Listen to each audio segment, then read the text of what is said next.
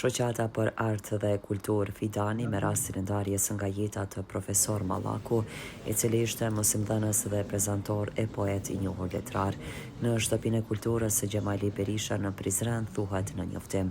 Në këtë takim morën pjesë familjar, kolegë, nxënës, miq dhe dashamir e arsimit të kulturës, për të nderuar kontributin e tij në fushën e arsimit dhe letërsisë.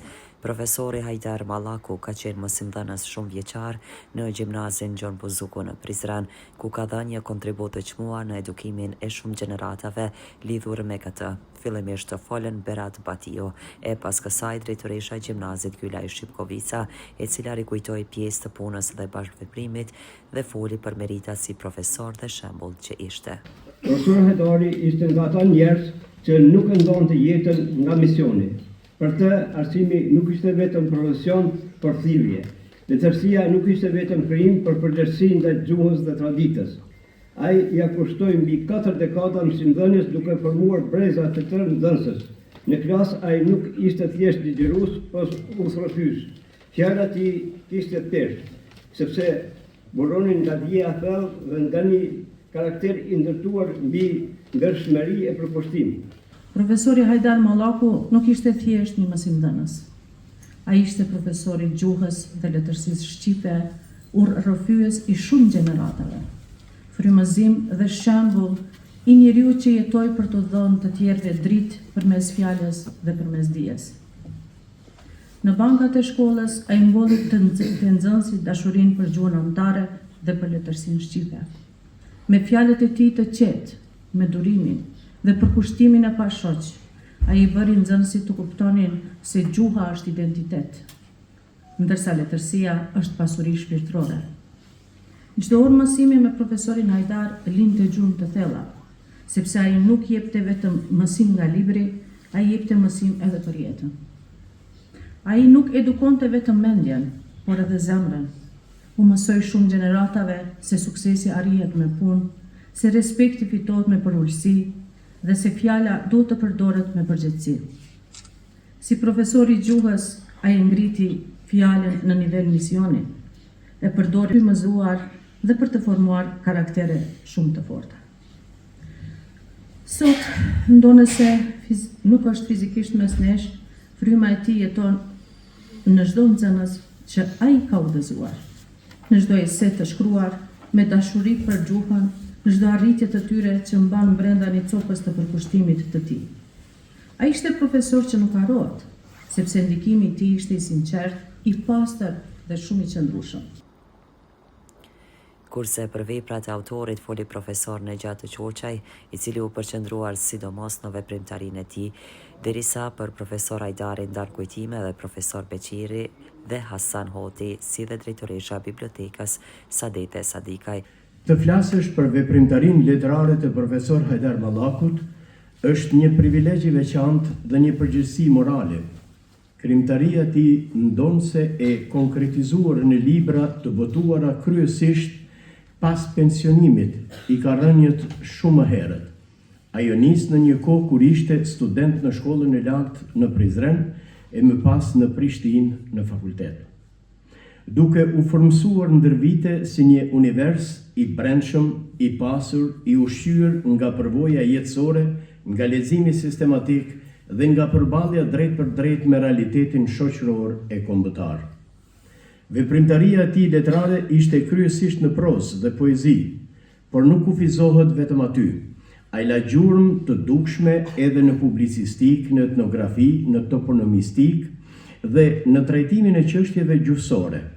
Pra, kemi të bëjmë me një autor me horizont të gjerë kulturor, i cili letërsinë nuk e shihte si një ishull të veçuar, por si pjesë e universit më të madh të dijes. Hajdar Mallaku kisha dëgjuar qysh në fillim të viteve 70-ta, kur isha fillorist i shkollës së Romanës.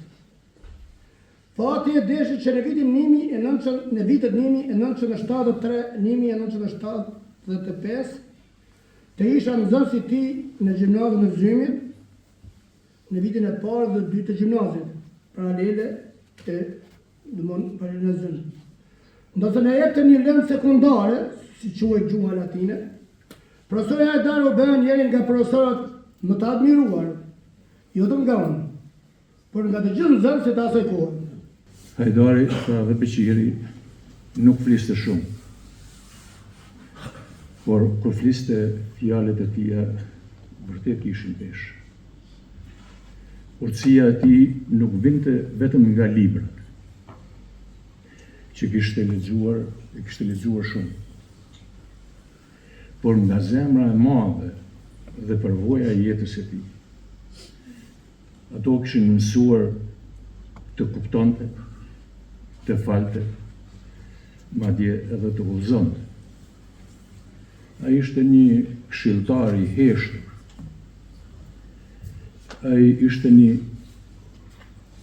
mbështetës dhe një mbështetje në ditët e vështira, në gëzim dhe në ditët e mirë. Dija e tij nuk ishte për të mburur me te, e dije ka pas një. Po ashtu, për të vazhduar me librin tjetër, Misioni i Engjëjve, që ja kushtoi gjyshërve dhe prindërve të tij, që i quan prindër fisnik dhe të përvojtur. Vazhdoj me librin tjetër, Tregime, nga i cili unë do të shkëpus vetëm një fragment shumë të shkurtër për ju. Librin e bëra mik që nga betarja dhe do të me përcjell gjatë jetës. Në fillim ngjante me nënën, pastaj me gjyshen. Më vonë filloi të më mësoj jetën për profesionin tim të arshëm, për botën dhe historinë e saj. Njeriu mëson sa të jetoj. Këto ishin fjalët e profesorit që ai shkruajti në librat e tij. Sa mirë do të ishte që fjalët dhe porositë e tij të kuptoheshin nga të gjithë. Së fundmi duke falendëruar të pranishmit e mbesa Hajdar Mallakaj, e cila një herë i lexoi edhe një letër lamëmirëse që i kishte lënë profesor Mallakaj. Dashurinë dhe përkushtimi nuk i shprehte vetëm me fjalë, por mbi të gjitha me vepra, përmes urtësisë e mbështetjes së palëkundër dhe këshillave të mençura të përditshme, që na bënin të ndiheshim të vlerësuar e të mburtur. Vështirësitë e shumta të jetës i përballonte me sakrifica të heshtura, ndërsa mirësia e tij krijoi një shtëpi të mbushur me respekt dhe ngrohtësi. Shumë prej jush e ka përjetuar këtë kujdes e mirësi, qoftë si miq, fëmijë, kolega apo familjar. Ju e njihni të shpirtin e tij bujar dhe gatishmërinë për të qëndruar pranë kurdo që ishte nevoja. Fjalët që dëgjuam gjatë këtyre ditëve, e veçanërisht ato të parafolësve sot, na kujtojnë se jeta e tij ishte e mbushur me vlera njerëzore, kombëtare e patriotike, si dhe me miqësi të sinqerta. Ju falenderojmë për lutjet, fjalët ngushëlluese, vizitat dhe çdo veprim tjetër që keni bërë në nderim të profesorit Hajdar. Krahas punës në arsim, ai ishte dhe krijues, letrar dhe autori disa librave, prandaj u tha se ai ka lënë në gjurmë të thella në jetën dhe kulturën e Prizrenit.